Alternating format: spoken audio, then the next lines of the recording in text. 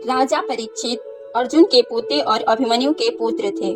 संसार सागर से पार करने वाली नौका स्वरूप भगवान का प्रचार इनके द्वारा हुआ। पांडवों ने संसार त्याग करते समय इनका राज्य अभिषेक किया था। इन्हें नीति के अनुसार पुत्र के समान प्रजा का पालन किया। एक बार राजा परीक्षित आखेट हेतु वन में गए। वन पशुओं के पीछे दौड़ने के कारण वे प्यास से व्याकुल हो गए तथा जलाशय की खोज में इधर उधर घूमते घूमते हुए समीक ऋषि के आश्रम में पहुंच गए।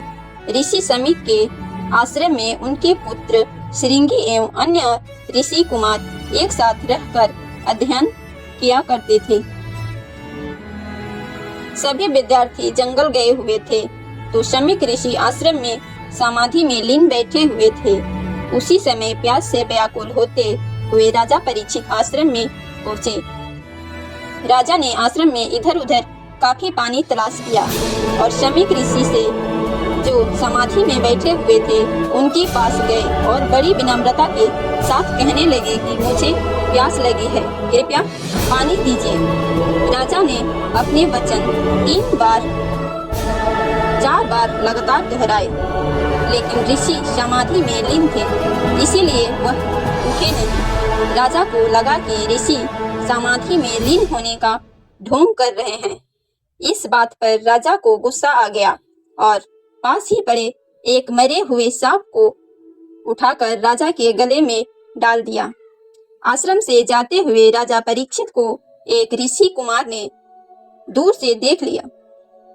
सभी ऋषि कुमार राजा के स्वागत के लिए उसी क्षण आश्रम में पहुंचे, लेकिन जब आश्रम में पहुंचे तो राजा आश्रम से जा चुके थे। साधना में लीन बैठे समीक ऋषि के गले में सभी ने मारा हुआ सांप देखा। इतना देखकर उनके पुत्र श्रृंगी को क्रोध आ गया और हाथ में जल लेकर राजा को श्राप देते हुए कहा कि मेरे पिता श्री का अपमान करने वाले राजा परीक्षित की मृत्यु आज से 7 दिन के बाद नागराज तक्षक के काटने से ही होगी। इस बीच अन्य ऋषि कुमारों ने समीक ऋषि के गले से मरा हुआ सांप निकाला। तभी समीक ऋषि की साधना टूट गई। जब ऋषि समीक ने उनसे बात पूछी तो उन्हें सारी बात विस्तार से बता दी गई। उनकी बात सुनकर समीक बोले, बेटा, एक साधारण से अपराध के लिए राजा परीक्षित को सर्पदंशन से मृत्यु का श्राप देना उचित नहीं है। यह बहुत ही बुरा है। यह हमें शोभा नहीं देता। बेटा, अभी तुम्हें इन बातों का ज्ञान प्राप्त नहीं हुआ है, इसीलिए तुम ईश्वर की शरण जाओ और अपने अपराध की क्षमा याचना करो। राजा परीक्षित को राजभवन पहुंचते पहुंचते अपनी गलती का एहसास हो गया। ऋषि समीक का एक शिष्य राजा परीक्षित के पास गया और कहने लगा, हे राजन ब्राह्मण, समाधि में लीन समीक ऋषि के ओर से आपका उचित सत्कार नहीं हुआ, जिसके लिए उन्हें अत्यंत खेद है।